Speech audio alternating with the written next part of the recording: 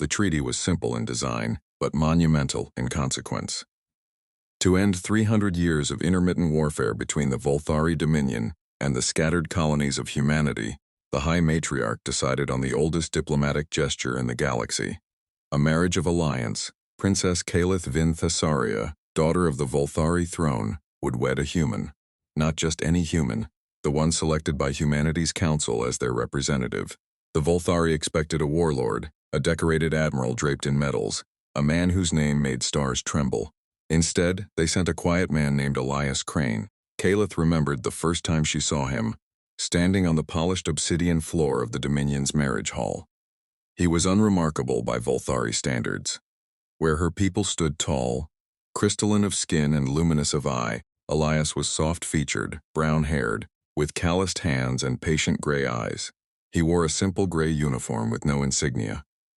"This is your champion?" sneered Lord Varzun, the war minister, his voice echoing through the gathered nobility. "Humanity insults us. They send a clerk to wed our princess." Elias inclined his head politely. "I'm not a clerk, I'm an engineer." Laughter rippled through the hall.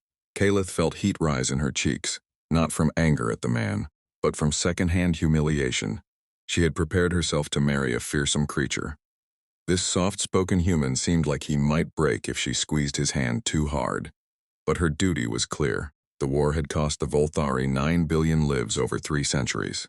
Whatever her feelings, peace was worth a marriage. "I accept the terms," she said, lifting her chin. "I will marry the human." The early months were strange. Elias did not behave like a conqueror or a prisoner. He woke early, walked the gardens of the palace, asked questions, endless questions, about Volthari history, about their architecture, about the great power grid that kept their homeworld of Thessaria glowing through its perpetual twilight. "You ask too many questions," Kaelith told him one evening, as they shared a quiet meal. By treaty they were required to live together, to be seen together, to demonstrate the union was genuine. "Curiosity is a human disease," Elias said with a small smile. "We can't seem to stop wondering how things work." "And what have you learned, husband?" The words still felt foreign on her tongue. He paused, considering. "That your people are extraordinary and terrified." She stiffened. "We fear nothing." "You fear the dark," he said gently. "Your entire civilization is built around keeping the lights on. Your power grid is the heart of your empire. Every city, every defense platform, every life support system runs through the great conduit." He took a sip of water. If it ever failed, Thessaria would freeze within a day. Kaelith said nothing. He was right, and that unsettled her. The conduit was the most guarded secret of the Dominion. How had he understood so quickly? "Don't worry," Elias added, reading her expression. "I'm not a spy. I'm just a man who notices things." Lord Varzun did not give up his contempt. He was the leader of the war faction, the nobles who had grown rich from 3 centuries of conflict. Peace threatened their power, and a human prince consort was an affront they would not tolerate. Varzun spent those months whispering, plotting, building support among the military castes. Kaelith saw it happening, but felt powerless. Her mother, the High Matriarch, was old and ailing. The throne's authority was weakening, and Varzun's followers grew bolder by the day. What she did not expect was Elias. She found him one night in the palace's lower levels, standing before a sealed maintenance door that led to the conduit's control systems. 2 guards lay unconscious, not dead, she noted, merely sleeping. "Elias," she breathed, "what are you doing?" He turned, unhurried. "Varzun is going to seize the throne tomorrow," he said. "I've intercepted his communications. He plans to assassinate your mother, frame humanity for it, and restart the war. He's already moved his fleet into position." Her blood ran cold. "How do you?" "I told you, I notice things," he gestured at the sealed door. "And I've spent these months learning everything about your civilization, including its weaknesses." He met her eyes. "And its strengths. You can't possibly stop a coup. You're one man, an engineer." Elias smiled. But this time, there was something behind it. "Something vast and quiet, like the stillness before a storm." "Kaelith," he said, softly. "Humanity didn't send you a warlord because we don't have warlords. We sent you me because of what I can do that no warlord could." He placed his palm flat against the sealed door.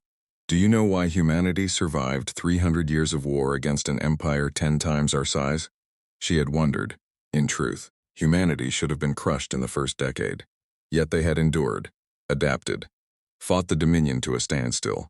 "We survive," Elias said, "because we understand systems. We don't conquer through force. We conquer through understanding. Give a human enough time to study anything, a machine, a war, a civilization, and we will find the single point where everything turns."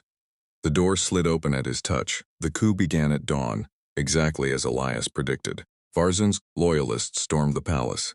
His fleet, 40 warships bristling with weapons, took position above the capital, broadcasting demands for the matriarch's surrender. The skies filled with the war minister's voice, declaring the treaty void, declaring humanity the eternal enemy, declaring himself the savior of the Dominion. And then the lights went out, not just in the palace. Across the entire planet, Thessaria, the glowing heart of the Volthari Dominion, went dark for the first time in 10,000 years.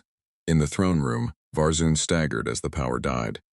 Emergency systems failed. His warships, dependent on the planetary grid for their orbital coordination, lost their guidance links. The defense platforms went silent. The entire war machine of the Dominion simply stopped. A single light flickered to life in the darkness. Elias stood at the center of the throne room, holding a small handheld lamp, illuminating his calm face.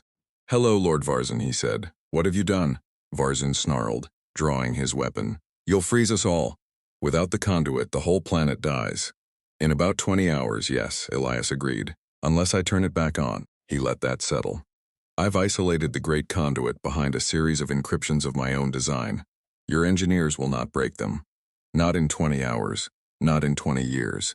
I built them specifically for your technology, using everything I learned these past months." The nobles in the room went pale. Even Varzun's loyalists understood. This soft human, this engineer, held 9 billion lives in the palm of his hand. "You wouldn't," Varzun hissed. "Humans are weak, sentimental. You won't let an entire world die." "No," Elias said, "I won't. Which is exactly why I'm in control, because I value those 9 billion lives more than you do." He took a step forward. "You were willing to restart a war that would kill billions to keep your power.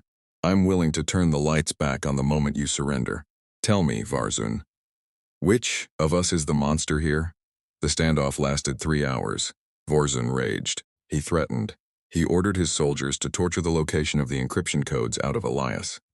But Elias simply stood there, calm, holding his little lamp, the only light in a freezing world.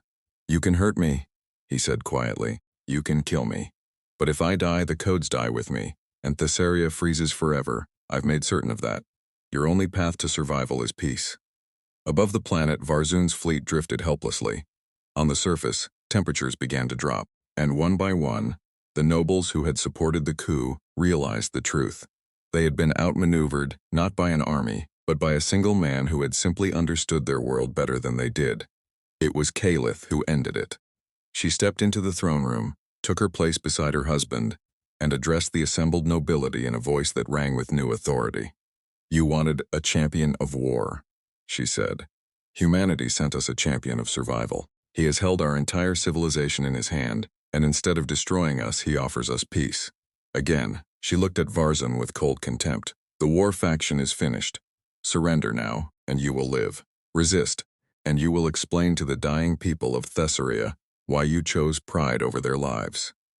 Varzun's soldiers laid down their arms. The lights came back on within the hour. Elias kept his word. The moment Varzun was taken into custody and the fleet stood down, he restored the great conduit. Warmth flooded back into the cities. 9 billion people who never knew how close they had come to death simply went about their lives, grateful for a peace they didn't fully understand. The story spread across the galaxy regardless. Every species, every empire, every world heard how a single unarmed human had held the mighty Volthari Dominion hostage. Not with weapons, but with pure understanding. How he had stopped a war and prevented a genocide without firing a single shot. It became legend. The humans, the other species whispered, do not conquer with fleets. They conquer with patience. Give them time to understand you, and they will find the one thread that holds your entire world together. The galaxy looked at humanity with new eyes after that, with caution, with respect, with a healthy measure of fear. Years later, Kaelith stood with Elias on the palace balcony watching the glowing cities of Thessaria stretch to the horizon. The treaty had held. The war was truly over. Her mother had passed, And Kaelith now ruled as matriarch, with Elias at her side. "I married you for peace," she said softly, leaning against him. "I thought I was sacrificing myself." Elias smiled, slipping his hand into hers. "And what do you think now?" She looked out at the lights he had once extinguished and restored, the lights that now burned steady and safe. "I think," she said, "that the galaxy underestimated humanity. And I think I'm glad I was the one who didn't." He squeezed her hand.